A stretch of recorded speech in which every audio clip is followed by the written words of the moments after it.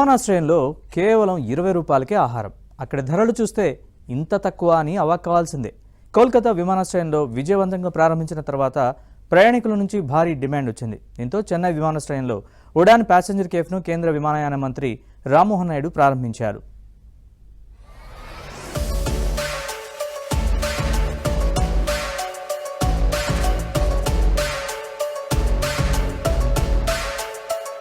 కేంద్ర పౌర విమానయాన శాఖ మంత్రి రామ్మోహన్ నాయుడు చెన్నై విమానాశ్రయంలో ఉడాన్ యాత్రి కేఫ్ పథకం కింద తక్కువ ధరకే రెస్టారెంట్ను ప్రారంభించారు.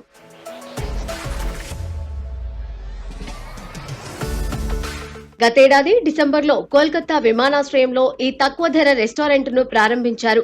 కాఫీ, టీ 10 రూపాయలకి, వాటర్ బాటిళ్లు 10 రూపాయలకి, సమోసాలు, స్వీట్లు 20 రూపాయలకి రెస్టారెంట్లో అమ్ముతారు.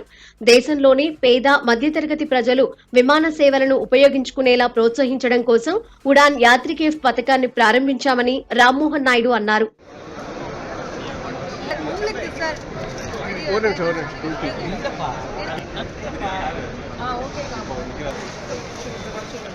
ప్రస్తుతం భారతదేశం అంతటా 619 రూట్లలో ఉడాన్ విమానాలు నడుస్తున్నాయి.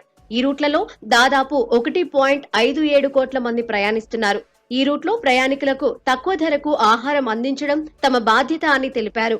మరిన్ని విమానాశ్రయాలలో ఇలాంటి రెస్టారెంట్లను ఏర్పాటు చేస్తామన్నారు. Last 2 months, once we started in Kolkata, it has generated lot of positive buzz also around it.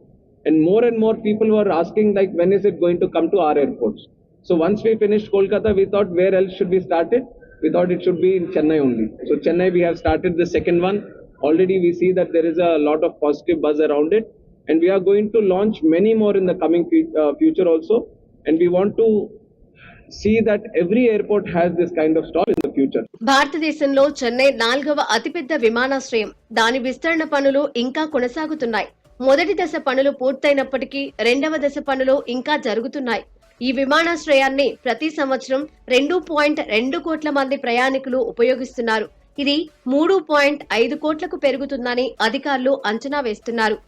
Kolkata విమానాశ్రయంలో విజయవంతంగా ప్రారంభించిన తర్వాత ప్రయాణికుల నుంచి భారీ డిమాండ్ కారణంగా దీనిని ఇతర విమానాశ్రయాలలో కూడా ప్రారంభించనున్నారు.